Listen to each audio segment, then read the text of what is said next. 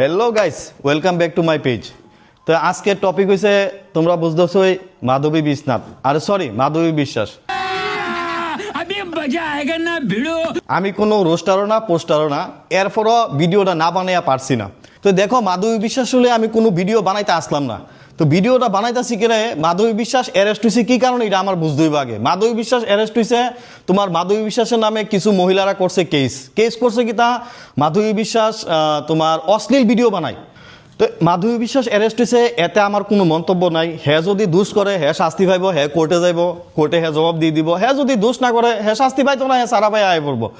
কিন্তু কিছু কিছু দাদুটাই তারা আর খুব জ্বলতাছে।